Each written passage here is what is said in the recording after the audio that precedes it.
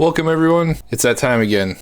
Spoiler season for Wilds of Eldraine is starting tomorrow. I'm going to talk about all the stuff that's been, I guess, spoiled and leaked right up until the official season starts tomorrow. The release date's obviously written on the screen here, September 8th. If you are interested in learning about everything that comes out in the near future, just watch my channel, and I'm going to go over things that are worth your time to play and, I guess, sort the chaff so you don't have to. It has begun! We got Prismatic Omen. This card already has a full art treatment back in Secret Lair. It already has a price influence of $13. The applications of this card is a little bit deeper than just fixing your mana. There are plenty of cards that exist in Magic that care about typing. So like, what's a good example is Valakut. If you have 5 mountains in play, every mountain on that 5th one does 3 damage. You basically cheat your way by having all your lands be that type. So that's one of the few applications I could think of.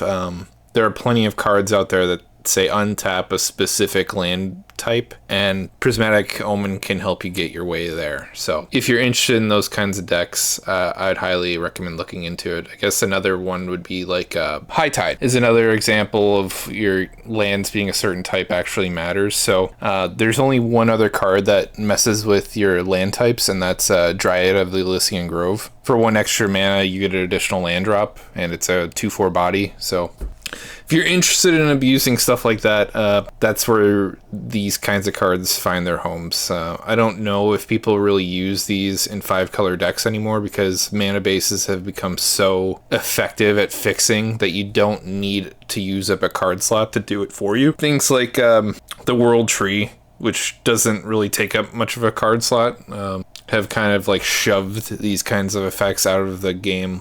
Joiner Adept was a creature that did this as well, only Joiner Adept doesn't give it all types, so not as good for sure. Doubling Season, this is kind of a weird one because it's already it just got a printing in Commander Masters, and it got a full art treatment in there as well. Or no, it had gotten a full art treatment in Double Masters. Honestly, this card being $48 at its minimum is way overpriced for what it does. This is strictly a casual kind of card. If you play it on turn 5, it does nothing, and doing nothing on turn 5 is not good because the game's getting faster and you don't have that much time as you used to in the past to do nothing or not influence the board at all. The reason why it's expensive is because it appeals to a lot of casual decks like planeswalkers and tokens and any other kind of counter theme kind of deck. Doubling Season fits in it, so it's very versatile, and that's why it has such a high demand. I like this anime golden goose looking thing. I like it more than I like this version, which is kind of like a very unique art style. I don't know what it's called, the art style, but it's nothing that we haven't seen before. Kind of reminds me of the art styles from the Strixhaven masterpieces. It seems to be translating over into here, but I already have the cutesy little dinosaur egg ones.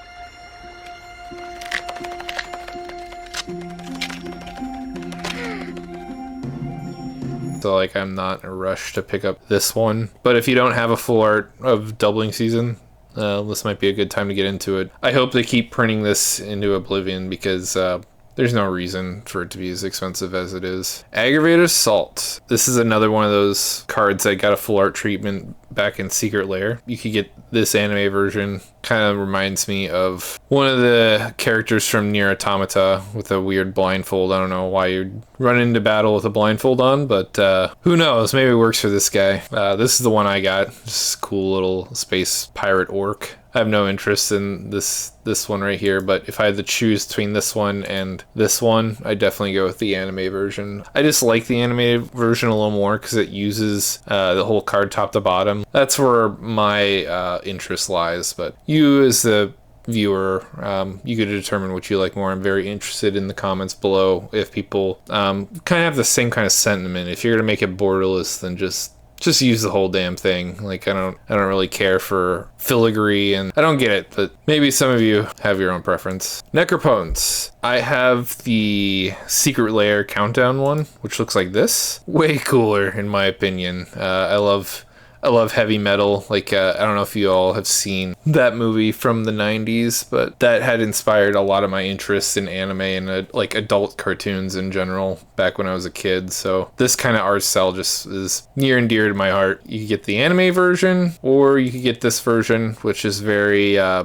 guess, Snow White and the Seven Dwarves. Makes me think of the Poison Apple and the Witch. If you don't know why this card is super powerful, is because you skip your draw step, and whenever you discard, you exile a card from your graveyard. But most people don't care. When they play Necropotence, they're either playing it fairly by refilling their hand. That in itself is very unfair. So if you had 3 cards, you pay 4 life, and you fill it up your hand at end step, that's a fair way of playing it, which is still fairly unfair. But the true like CDH way you play this card is you dump everything into it and you sculpt your hand into the best 7 cards possible, and usually that's enough to win the game. So that's why Necropotence is as strong as it is. You could get the Iconic Masters for $20, or you get this version for $20. That's pretty cool. Rhystic Study. This is a constant thorn in my side. I lose more games of EDH because of Rhystic Study than any other card in the game format. It's just irritating because its effectiveness is determined by, the other 2 players that are at your table. If they constantly feed the person with Rhystic Study, they kind of win the game, not based on their own merits. It's because people can't respect this card, and it just chafes me. And this is one of those cards that exist in Magic where I call it a banana stand. How much clearer can I say?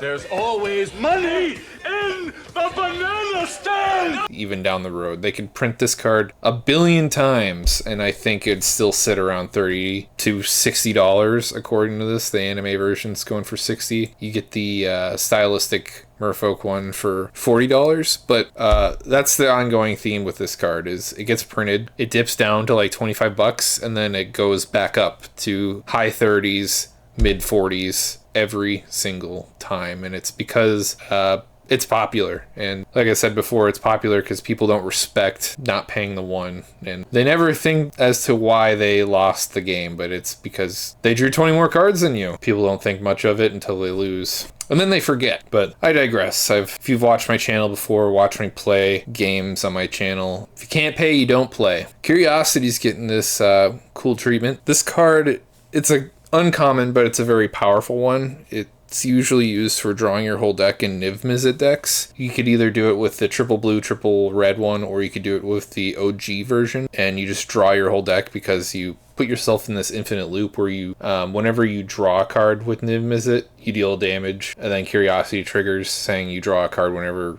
the creature that's enchanted deals damage. So you better hope you have something in play that wins you the game. No cards in your library, so things like Lab Maniac and the Jace Planeswalker. If you don't have either of those in play, you'll kill yourself, so be careful.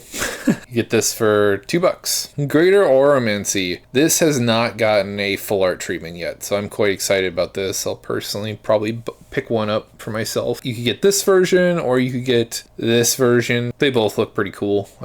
Personal preference, use the whole card for your image. I'm gonna go with this one. Why is this card particularly good? It's cheap, and it makes all your enchantments have Shroud, and then enchanted creatures you control also have Shroud, so it's a really good blanket protection spell, and a lot of Enchantress decks run it. And if you haven't seen me play my budget version of the Anixia deck, I'm going to play the budget less version of Anixia as soon as spoiler season's done, and this card is definitely going to find a home in that deck, and I hope y'all are excited for me to play that. Smothering Tide. This is another weird one because it just got a printing in Commander Masters, and it got a full art treatment. Looks like this. People were kind of up in arms because the coins were in breaking the border, and people are struggling to read the card, but like, I don't know a single person who doesn't know what Smothering Tide does. You know what I mean? In terms of its overall power, I'm glad to see it going down in price. You can pick up a copy from Commander Masters for $16. It's just a quality of life kind of card. You could have all the mana in the world, but if you don't have any cards or a sink to invest that mana,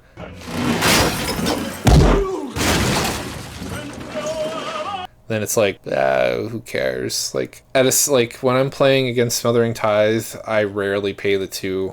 to deny a treasure. The only time I do is if they have an engine to draw cards, and then I'm considering paying the tax. You get this version or you get this version. I don't like this Elf in the Workshop version at all. It just nothing about this conveys Smothering Tithe to me, so I guess neither does this. I don't care too much because I have this one, which is more lore accurate. It has Orzhov currency in the art image, and I just love Orzhov a lot. If you don't know, what that guild on Ravnica does is they're debt collectors, and if you can't pay your debts, then you start paying your debts in death. So they turn you into a spirit and until you finish paying, and then you can move on to whatever next life you have waiting for you. Pretty brutal.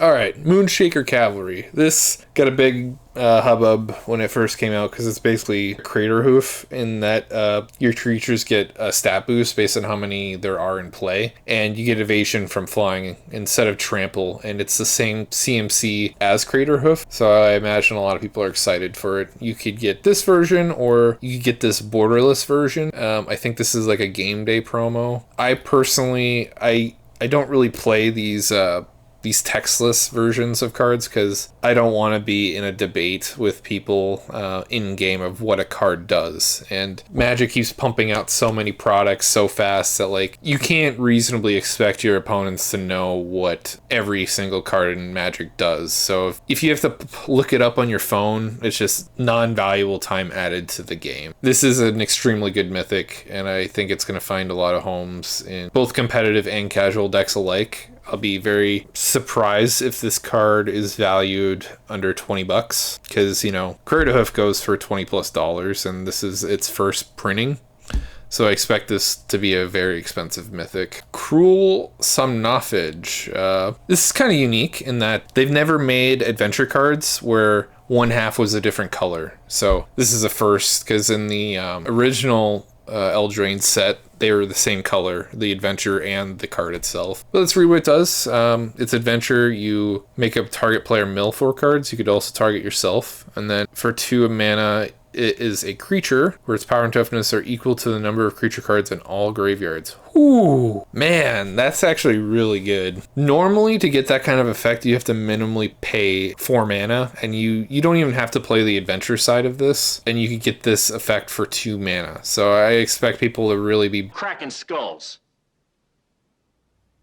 Probably the 60 card formats. I don't see this doing too much crazy stuff in like EDH, but there's probably a deck out there that wants this kind of effect, and it's awesome that you get it for as cheap of a CMC that we see here. You get that version or you get this version where it's got that filigree traditional bordering from like the other set. Ashiok Wicked Manipulator. Now, I saw this a little earlier. If you would pay life while your library has at least that many cards in it, exile that many cards from the top of your library instead. Okay. +1. Look at the top 2 cards of your library. Exile one of them, put the other into your hand. -2, create 2 1/1 black nightmare creature tokens that at the beginning of combat of your turn, if that card is put into exile this turn, put a +1/+1 counter on that creature. Interesting. So if you exile a card, your things size up. -7. Target player exiles the top X cards of the library, where X is the total mana value of cards you own exile. This is a very interesting card. Basically, you can break some effects that cost you life. So like if you play, say, Necropotence, if you were to pay life into it, you instead exile cards. So you're just rerouting the costs of life loss abilities. This is probably going to find its home in some kind of Thoracle deck of some kind, although I don't think anything beats Demonic Consultation or Tainted Pact, so it just feels like a weird niche. Maybe this goes in Crick decks. Instead of you losing life, you just start exiling cards off the top of your library. The only thing that's a bummer is once you exile your cards from your library, you're not getting them back. You could get them back with something like Inverter of Truth. So maybe this deck has a lot of unique builds that you could go around it. Seems like a lot of unnecessary hoops, though, from my opinion. You get this version, borderless, and it's got that unique art style. Kind of reminds me of European fairy tales. 3/4 fairy with flying for 4 mana. That's Good stat block, good evasion. Pretty much top to bottom. Let's see what else it does. Enters the battlefield, you choose a number between 1 and 10. Whenever an opponent casts a spell with mana value, power, toughness equal to the chosen number, that player loses 2 life and you draw a card. That is particularly strange. I think this will find a big home in CDH, because everyone has such a low CMC that you could potentially see an insane amount of cards with this pretty consistently. I'd probably choose the number 2 in a CDH game or just in a high power table, because 2 consistently has like 20 slots in every person's deck, and cards are so efficient. The creatures that they're playing are also efficient, so 2 toughness or 2 power on the creatures that people are playing is also fairly common. That's a lot of cards that you could draw. And you're also draining them for life, so you're putting them on a clock for just people playing their deck. I love cards that do stuff like this. I think it's worth you owning in your collection, and this full art version looks badass. Holy cow. Yeah. 10 out of 10. It's very rare that WotC gives us a card that's both awesome looking and has a sweet ability top to bottom and is efficiently costed. So this card's Beautiful. I'm not a fan of tap lands. It's taps are white or black, or you could turn it into a 1/4. Whenever it attacks, defending player loses life, you gain 2 life. The only decks that care about it are 60 card formats, because they only have 20 life, and dealing with a land is really difficult to do in that realm of Magic, because it forces you to have instant speed removal, and that's why these kinds of cards are popular. But in Commander, I don't really care. Get this cool looking version where the spires are turning into spooky fingers made out of stone. Moving on to the leaks, there's a big hubbub like a day or two where they leaked like a good chunk of cards, so I get to cover them. I guess it makes it easier for me down the road. There's less cards for me to talk about as the week goes on, which I appreciate. Horned Lock Whale for 2 mana. The owner of target attacking creature you don't control puts it on top of their or bottom of their library. These kinds of effects are really brutal. In terms of removal, they're incredibly annoying, because if you put in a creature on top of someone's library, they're not gaining any card advantage, so you're effectively denying them their future draw. They're not gaining any new advantage, and you know what's coming. So most people, when they have the option, will actually just throw their creature on the bottom of their deck, unless it's a very integral kind of creature. Would they leave it on top? The 6 mana creature, Flash Ward 2, when it enters battlefield, tapped unless it's your turn. Okay, that's kind of a bummer of a thing, because like, what's the point of giving it Flash if you can't, like, you know, get people by declaring it as a blocker? It's kind of a letdown in my opinion. Gruff Triplets, oh god, I didn't realize it's 6 mana. Okay, trample, and then enters the battlefield. If it isn't a token, create 2 tokens that are copies of it. When Gruff Triplets dies, put a number of +1/+1 counters equal to the power on each creature you control named Gruff Triplets. That's interesting. So you're paying 6 mana to get 9 power, and then when one dies, you make the other ones bigger. So you need a board wipe, or you're going to make a really ugly attacker that's getting its damage in on you regardless of what you do. The reason why it potentiates is you're just transferring power from multiple creatures to fewer creatures. It's just an obnoxiously resilient card. Probably good in +1/+1 counter themes decks, because then you get to take advantage of that trigger. It also has an ETB trigger, so you can make more tokens. But I also think this is going to be a problem in Standard and Pioneer, those 60 card formats, because this card is just obnoxious. Expel the Interlopers. For 5 mana, you choose a number 0 to 10. Destroy all creatures' power greater than or equal to the chosen number. Okay, I like this kind of effect. You could kind of hedge your losses by picking a number where you can save some of your creatures while destroying most of the board. My standard is no more than 4 mana for a board wipe. If you're paying extra beyond that, it better do something special. This fits that quite nicely. I'd give it a try. Sleep Cursed Fairy. Flying Ward 2. Sleep Cursed Fairy enters the battlefield tapped with 3 stun counters on it. Ooh. So instead of untapping it, you have to remove a stun counter. But for a blue and a colorless, you could untap it. I don't know how I feel about this thing. So many mixed feelings. Mosswood Dread Knight For adventure, you draw a card and you lose 1 life. And then for its creature side, when Mosswood Dread Knight dies, you may cast it from your graveyard as an adventure until the end of your next turn. Oh, that's really nice. This is a house in 60 card formats because it's a very resilient creature. It's a 3/2, so its stat block is really good. It has evasion because it's trample. And then when it dies, you cast it goes back to the adventure zone and it allows you to cast it to draw a card. And you get the opportunity to do that till your next turn. That's pretty nice.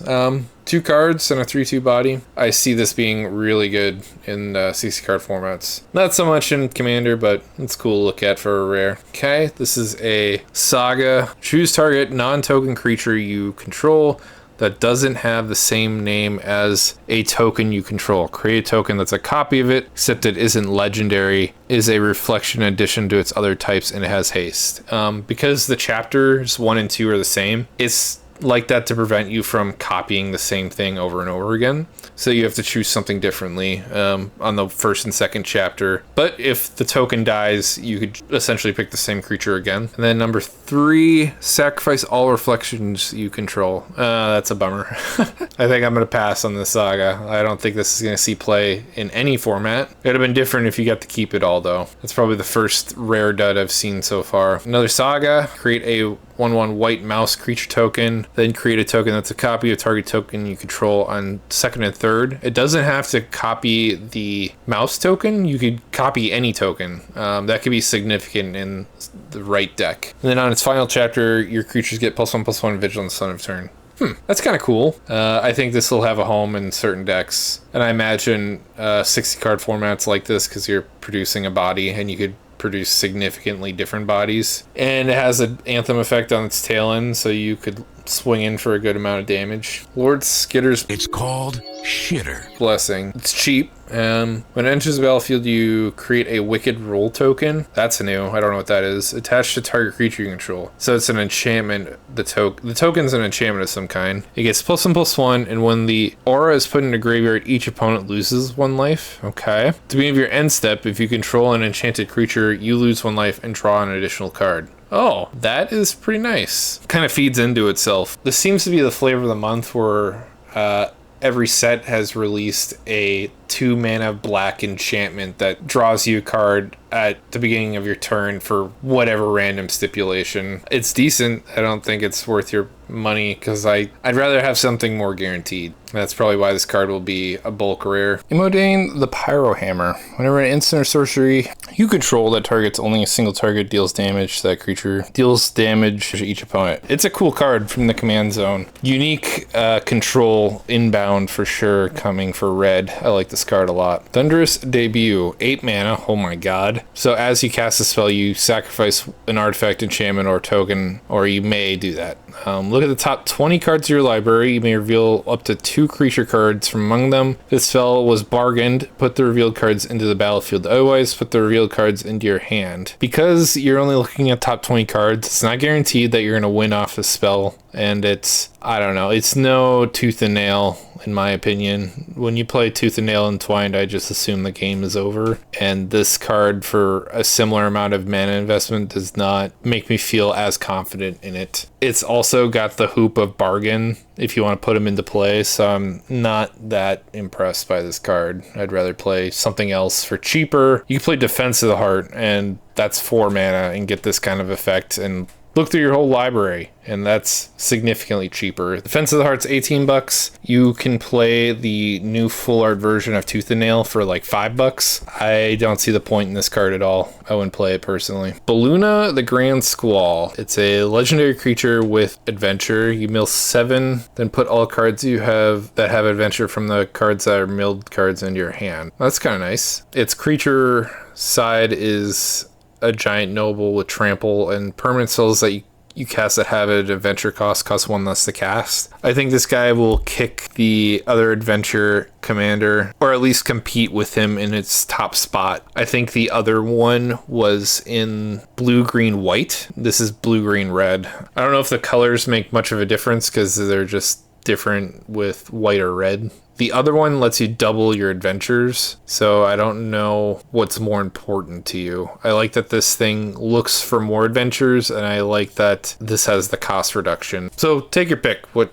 is more important to you? All in all, I think both are a little just niche. I personally wouldn't play either, because I think it's just a gimmick of something that isn't strong enough to really win on its own, because it forces you to play a lot of like weird adventure spells that aren't necessarily worth your deck slots. Your deck slots are important, and the synergy that comes with this isn't worth the squeeze of jumping through the hoops. Always know if the juice is worth the squeeze. Exile the top 2 cards of your library until your next end step. You may play those cards. Okay. I love Impulse Effect. For 2 mana, you see 2 cards. I like that going rate. And its creature part is whenever you cast a spell that's white, blue, black, or red. So any color that's not green, you put a +1/+1 counter on Questing Druid. That's kind of nice. I could see this being played in 60 card formats for sure. Not so much in Commander, but that could be significant if you're playing multiple colors. It doesn't come with evasion, so maybe this goes in like a +1/+1 counter theme deck, and then you have access to card advantage. It's quite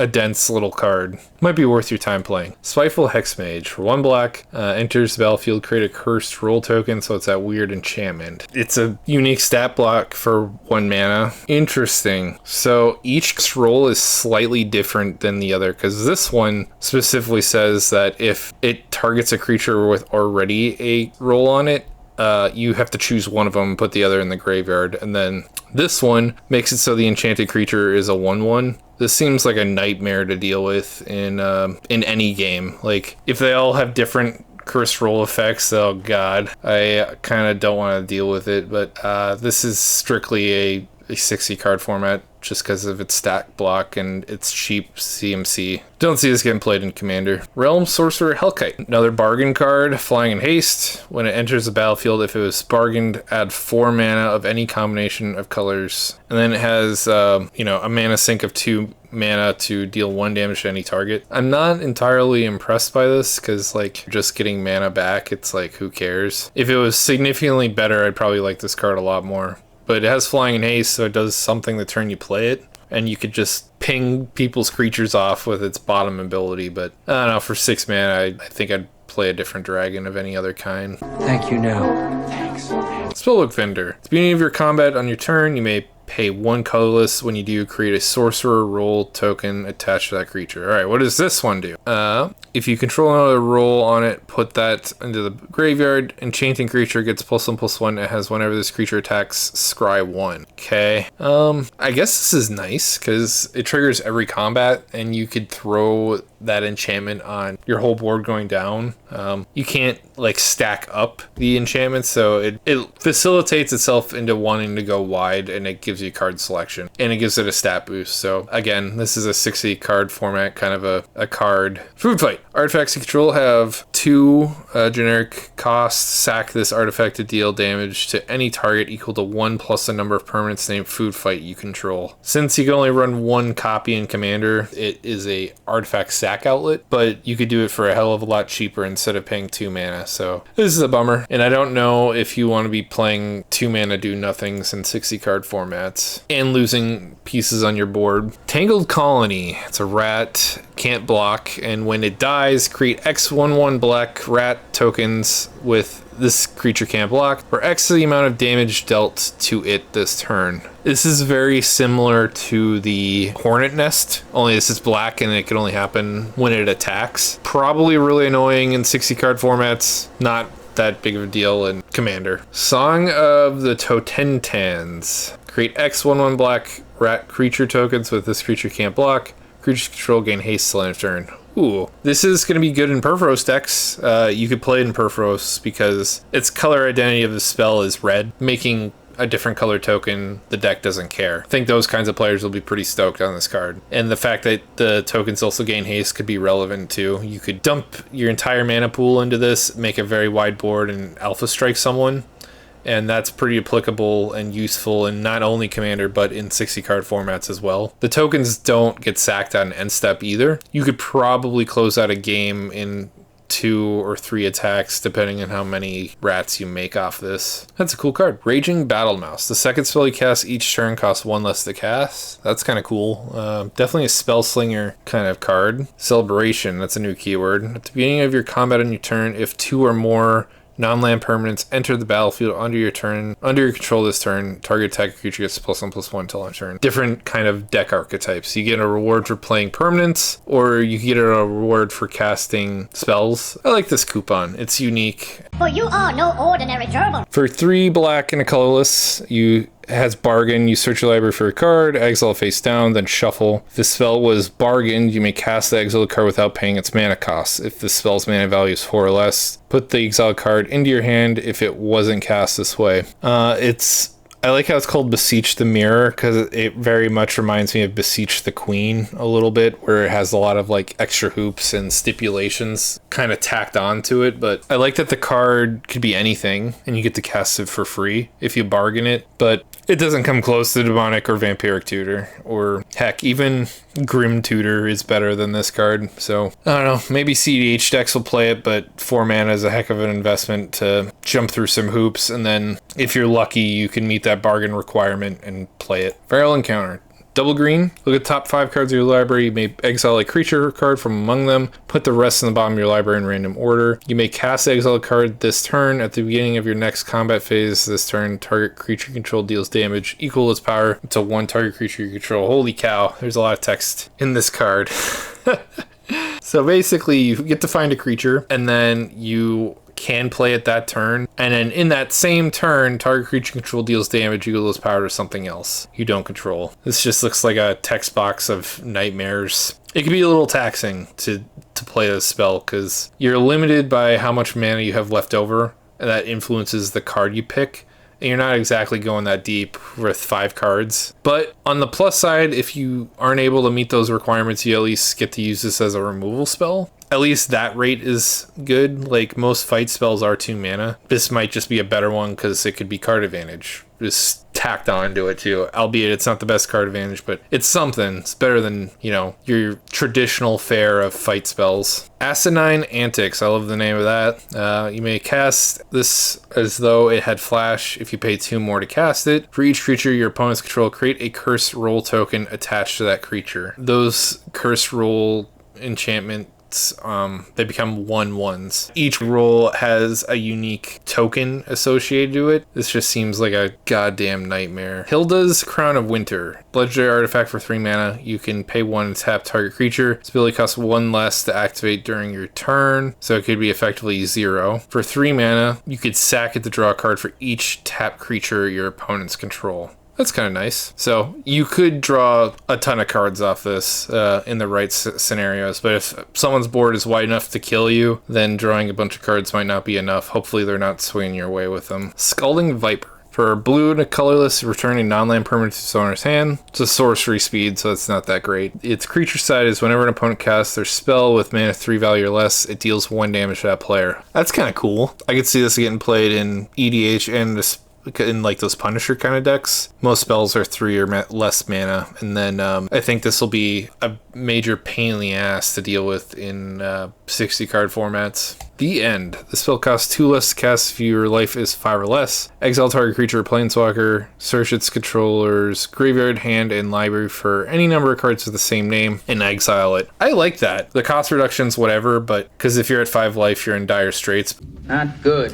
But like most of these kinds of effects that let you go through someone else's library to exile other copies do only just that. This is at least a removal spell at instant speed as well. I'm glad they tacked on a little extra, because playing these kinds of effects in 60 card formats felt like you weren't dealing with the board, and the board is what kills you or what wins you the game. So I'm glad to see this kind of effect. I hope we see more of these kinds of effects tacked on to, you know, also manipulating the board in some way. Lord Skitter Skewer King, another rat commander of some kind. Whenever another rat enters the battlefield and you control, exile 1 target card from an opponent's graveyard. Beginning of combat on your turn, create a 1/1 black rat creature with can't block. I like that this triggers in combat, so you can play main phase 1 and get the token. This will probably be nice in like stacks kind of decks where you need fodder to sacrifice the token. This guy facilitates that quite nicely. And on top of that, the bottom and top ability combos with itself, because you get to start exiling cards from people's graveyard,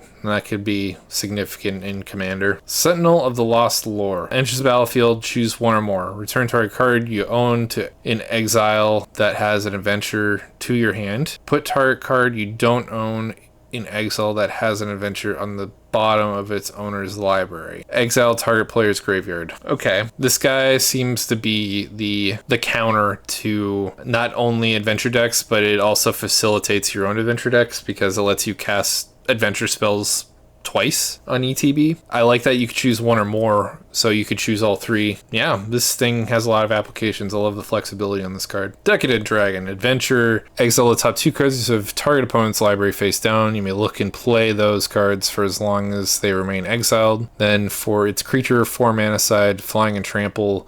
When Decadent Dragon attacks, create a treasure token. Man, that's a good rate for the cost, and it makes you treasures. You get card advantage off of someone else. Now this is a pretty sweet dragon that I could get behind. Has my seal of approval. Heartflame Duelist, 3 mana adventure removal spell. And then it's 2 mana creature size instants and sorcery spells you control have lifelink. That's kind of cool. Yeah, I think this will have a niche deck like Firesong and Sunspeaker, and it could be pretty annoying in 60 card formats. It's another man land. This one animates itself for 3 mana, puts a counter on itself when it attacks, so it's kind of like the red-green old school one. Restless Spire, another man land. It has a way cheaper activation cost of 1 red, 1 blue. Comes a 2/1 blue and red elemental with as long as it's your turn, this creature has first strike. Whenever it attacks, scry 1. Out of all the man lands, I think I like this one because of its cheapness and that it's also got first strike and gives you card selection. But I still wouldn't play it because I enter tapped, and your lands entering tapped is kind of a big deal. Most of the time I play tapped lands, it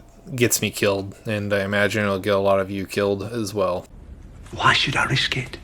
Until end of turn, for 5 mana, it becomes a 5/5 blue plant creature with trample. I like the evasion on it, and it's a significant body. Whenever it attacks up to one other target, 3/3 power and toughness. That's pretty cool. I like how the vine looks like a shark. This is, of the other manlands, this one's quite threatening, and I like this card a lot. At least the juice and the mana investment's kind of worth your squeeze. It's like the white blue one, the OG one, because that one's quite threatening. It was a 4/4 body with flying for the same activation cost. The 60 card formats that played it, that was one of their win conditions, and it was quite annoying to deal with. Okay, that covers all of the pre-spoiler season spoilers. I hope you all enjoyed, and I hope you all come back around throughout the week because I'll be covering the entire season. I'll make a video each day, or at least I'll try to. It could be taxing because WotC likes to spoil everything in like a week, and that's a lot of cards to cover, and I'm only talking about the rares, and I talked about plenty. So subscribe. I'm all about helping new players or even seasoned players in terms of like helping you think about these cards and whether or not they're worth your money, because you worked hard for every penny that you've earned. And I would hate for you to be blinded by some kind of emotional response just because a card is new. And we definitely saw some cards that aren't good in Commander, which is what my channel is all about, which is a lot of people that watch my channel are all about. Or some of these rares weren't exactly that great. I think I counted like 4 or 5 of them, but that's actually a pretty decent rate. A lot of these cards are actually really good, and I really liked what I saw. In terms of upholding the name of Eldraine, when Throne of Eldraine came out, it altered a lot of formats in that the cards were quite powerful, and it's nice to see that Wizards is curating a similar list. I hope you all enjoyed. Stay tuned throughout the week for more stuff. Have a good night. Bye.